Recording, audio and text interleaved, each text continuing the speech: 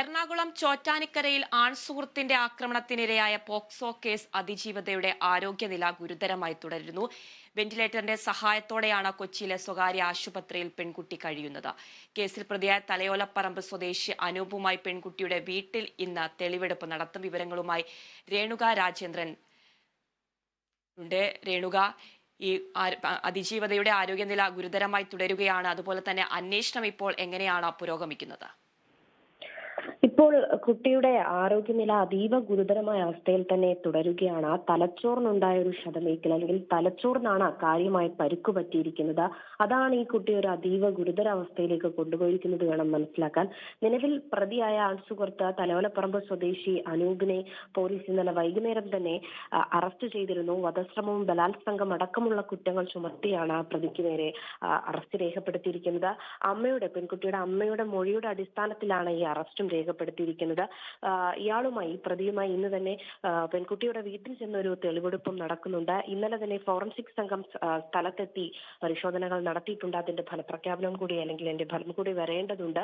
ഏറ്റവും എടുത്തു പറയേണ്ട ഒരു കാര്യം ശ്രദ്ധിക്കുകയാണെങ്കിൽ, മർദ്ദനം സഹിക്കാൻ വയ്യാതെ പ്രതി സമ്മതിക്കുന്നുണ്ട്, ഞാൻ മർദ്ദിച്ചിട്ടുണ്ട്, ദേഹോപദ്രവം ചെയ്തിട്ടുണ്ടെന്ന് അനൂപ് സമ്മതിക്കുന്നുണ്ട്.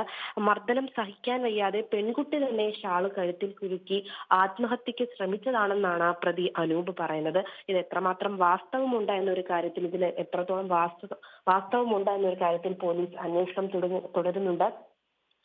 പെൺകുട്ടിയുടെ ആരോഗ്യനില തൃപ്തികരമായി കഴിഞ്ഞാൽ പെൺകുട്ടിയുടെ മൊഴിയും രേഖപ്പെടുത്തുന്നതാണ് ഈ ഒരു സംഭവത്തിൽ. പക്ഷേ അതീവ ഗുരുതരാവസ്ഥയിൽ തന്നെയാണ് സ്വകാര്യ ആശുപത്രിയിൽ പെൺകുട്ടി ഇപ്പോൾ ചികിത്സയിൽ കഴിയുന്നത്. പ്രതി കുറ്റം സമ്മതിച്ചിട്ടുണ്ട്, താൻ മർദ്ദിച്ചിട്ടുണ്ട്.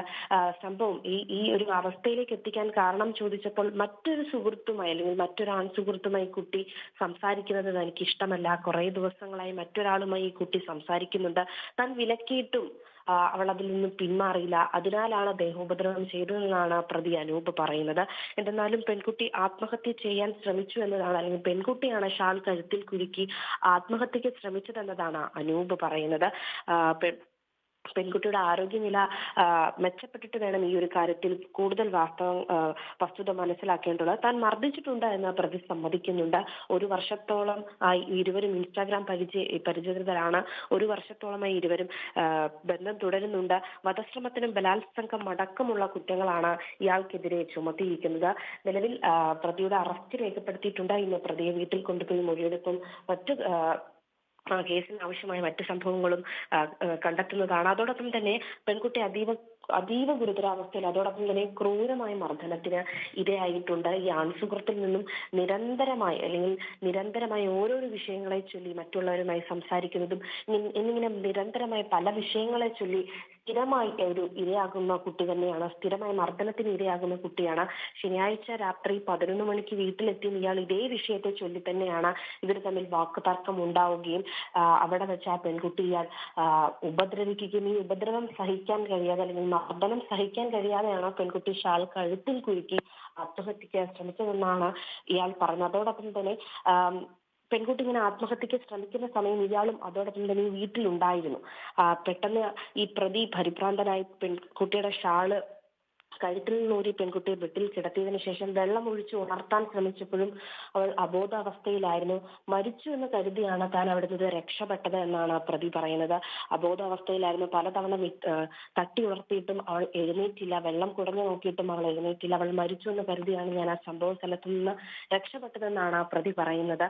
നിലവിൽ ആ കുട്ടിയുടെ അവസ്ഥ അതീവ ഗുരുതരമാണ്. തലച്ചോറിന് പിൻവശത്ത് അഗാധമായി അല്ലെങ്കിൽ വളരെ ആഴത്തിലുള്ള ചില മുറിവുകൾ അല്ലെങ്കിൽ ആഴത്തിലുള്ള പരിക്കുകളാണ് ഈ കുട്ടിയെ അതീവ ഗുരുതരാവസ്ഥയിലേക്ക് തന്നെ തുടരുന്നത്. അതോടൊപ്പം തന്നെ കഴുത്തിൽ ഷാൾ കൊണ്ട് വലിച്ചു മുറുക്കിയതും പലതവണ ശ്വാസം മുട്ടിക്കാൻ ശ്രമിച്ചു എന്ന് തന്നെ പ്രതി കുറ്റം സമ്മതിച്ചിട്ടുണ്ടായിരുന്നു.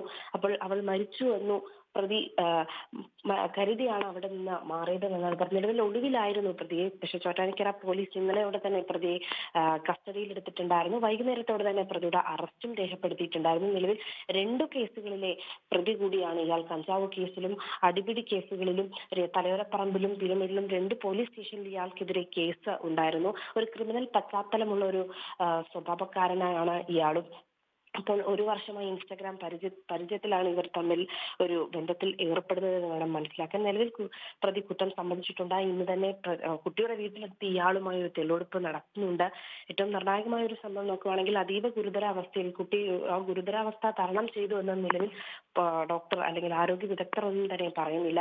അതീവ ഗുരുതരാവസ്ഥയിൽ തന്നെയാണ്. ആദ്യം തന്നെ ശനിയാഴ്ച രാത്രി 11 മണിക്ക് നടന്ന സംഭവം ഞായറാഴ്ച വൈകിട്ട് 4 മണിയോടെയാണ് അയൽവാസി ഇത് കാണുന്നതും പോലീസിനെ വിവരം അറിയിക്കുകയും തൊട്ടടുത്തുള്ള തൃപ്പൂണിത്തുറ ആശുപത്രിയിലേക്കാണ് ആദ്യം തന്നെ കുട്ടിയെ കൊണ്ടുപോയത്.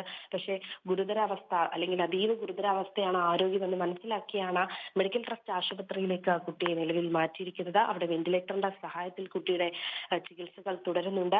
മാതാവിന്റെ ഈ കുട്ടിയുടെ അമ്മയുടെ മൊഴിയുടെ അടിസ്ഥാനത്തിലാണ് നിലവിൽ ഈ കേസ് ഫയൽ ചെയ്തിരിക്കുന്നത്. ആതിര. ശരി, രേണുക രാജേന്ദ്രനാണ് വാർത്തയുടെ വിവരങ്ങൾ നൽകിയത്.